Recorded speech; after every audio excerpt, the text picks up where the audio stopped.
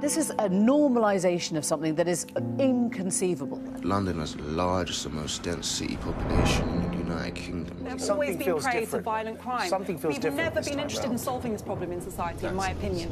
With all its beauty, it's easy to see why. However, behind all the glitz and glamour, there's a huge topic, often overshadowed by the messy Brexit negotiations. This is not the normal way of British politics. Youth crime.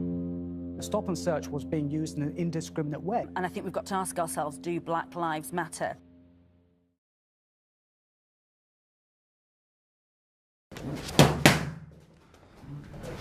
My name is Chavez Campbell, I'm 26 years old, and I'm a 3-0 professional boxer.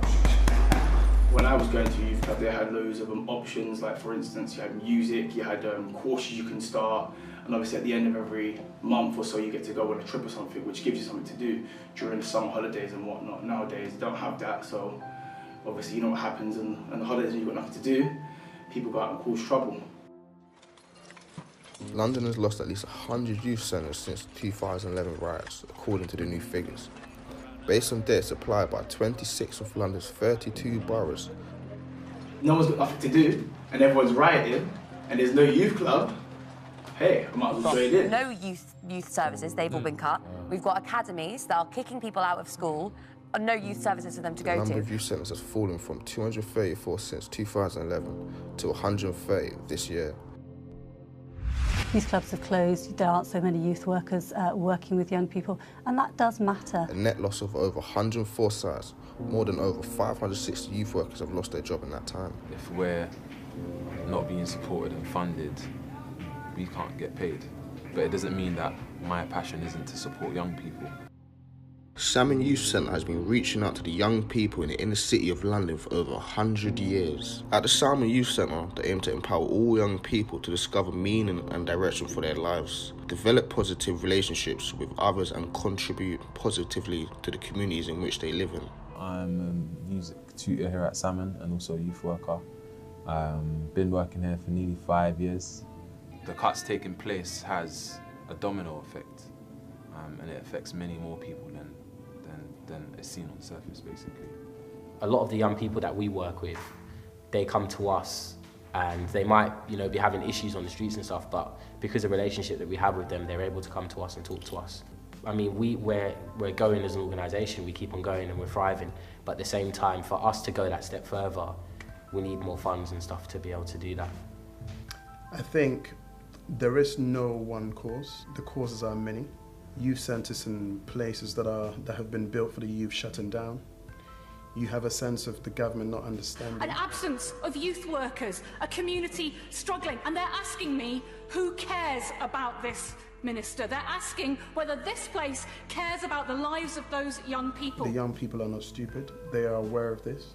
And I think for those who think on a deeper level, when they do realise that their own government doesn't seem to care, you can imagine what it does to them.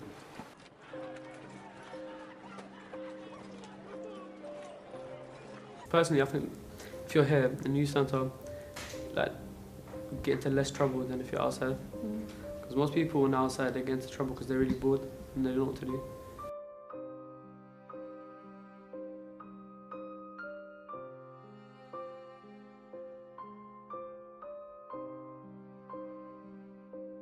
CEO and founder of Dwaynenomics, Lorraine Jones tragically lost her son Dwayne Simpson to knife crime in Brixton. Following this truly tragic event, she vowed to overcome the issues within her community and ensure that other families and communities did not suffer the same loss that she did. Dwayne started running boxing classes for children, highlighting the lack of services in the area. Following his death, his mother registered the boxing group as his community interest company, encouraging a larger number of children to attend boxing classes at least twice a week free of charge, and expand the programs to offer free educational and life skills support. Boxing clubs across the UK are trying their hardest, I know many of them are trying their hardest to bring the youths in and keep them active. And it's a great sport, it's a great team sport as well. You meet someone from North London and you're fighting someone down in South London, you're just boxing. You're not taking out a knife or a gun to do damage. It's boxing, and there comes that thing where friendship and ownership is important. Community centres like this, to have schools, to have activities, whether it's football, boxing, whatever. As long as it keeps young people off the street and they're active and they have goals, then I'm happy, and I just want to be able to contribute towards that. Yeah, my name is Paul Mackenzie, originally from Tottenham, a 30-year veteran in youth work, and also currently running an organisation that trains people to make their own content for social media. So with this organisation here called One Teen, it was something me and my business partner came up with a vision of how we could engage young people in what they wanted to do. So we sort of said, we looked at the whole thing behind the movement in social media, and young people like to create their own content. So we created this organisation to facilitate their need to create their own content. So we offer young people free access to equipment, free access to space, free access to editing, and also free access for them to make their own music. So basically it's a hub for young people to come, gets them off the streets. That's the vision, was to get them off of the streets and get them engaged and doing something that they actually enjoy doing.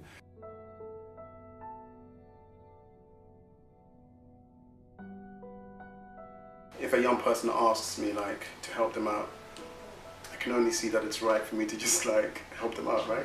I think what art does is a little bit like music and other forms of the arts. It just it goes deeper inside you, and it brings out stuff you can't speak about. It brings out stuff you may not even know it's there. It's like until you pick up a pen and a brush or a pencil and you start scribbling and doodling, stuff comes out you just never knew was even there in the first place. So I think art has that power to go deep within you and bring out stuff that represents you. It can bring out stuff that both you and other people can relate to. I do stuff, the young people do stuff, and other people walk in and they're like, oh my goodness. Sometimes you can speak about other things inside other people without you knowing you're doing that. And I think the more people we get involved in this, the more we can actually realize that we're similar, in many ways than we're aware of. No one's putting their neck out no more to develop the youth centres and develop the youth with the youth centres. And obviously the funding is a big part of it, but the community should also be chipping into these youth centres. At the moment I work with a few youths in a boxing academy down in White Hart Lane. So really and truly I'm just trying to stop the knife crime road, give people something to do, give people motivation, and let them know that this is not the end for them and they can go further in life and do more with their life. I'm going somewhere where I'm good at something and I'm respected because I'm good at something. So it's like a second home. So really and truly, people are always looking for that second home. And when you're in a gang, when you're out on the road, doing knife crime or whatever, it's a gang, so people feel like they're at home. So it's like with boxing for me, and could be for someone else as well, it can feel like they have a second home, somewhere where they're respected, somewhere where they're wanted. So for me, boxing was like my was like my dad, really.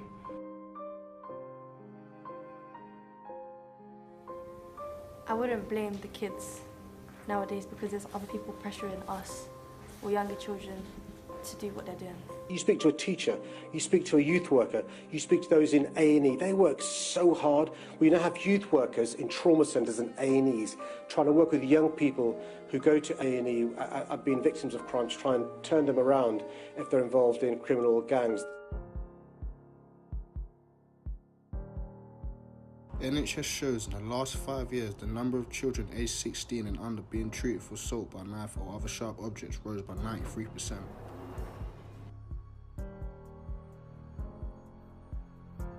We are all searching for ways to keep young people off the streets. This is the problem that society needs to address, is that the actual rate that violence is increasing is what's alarming. Homicides using a knife committed by those under the age of 18 years of age rose by 77% from 2016 to 2018. Although they come here for music, it sometimes turns into like a mentoring session as well.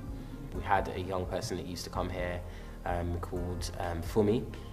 She's known as Flo Hio, and now she's touring the world and she's doing very well. So she's now an upcoming artist. So it just shows that if young people use our facilities and you know, do what they want to do and be creative, then you know, they can get far. In the 80s and 90s, there was so many youth centres, community centres, and now you very rarely see any, and that's a shame because we need them in every town, city. We need them. First things first, you have to give them opportunities, like probably opening youth clubs, giving out more courses. You know, youth clubs did that. Youth clubs had courses, so you go to a course and not have a clue about what in life what you're going to do. Go to a course and think, you know what, I might start doing this. You know, I went to a youth club down in Tottenham, down where I used to train actually, where I first started boxing, and they were offering construction courses, mechanics courses, electrician courses, carpentry courses, and that helps you, that gives you a trade, so you have an option to do something. A lot of these people don't have options, they just have the option, which is the road.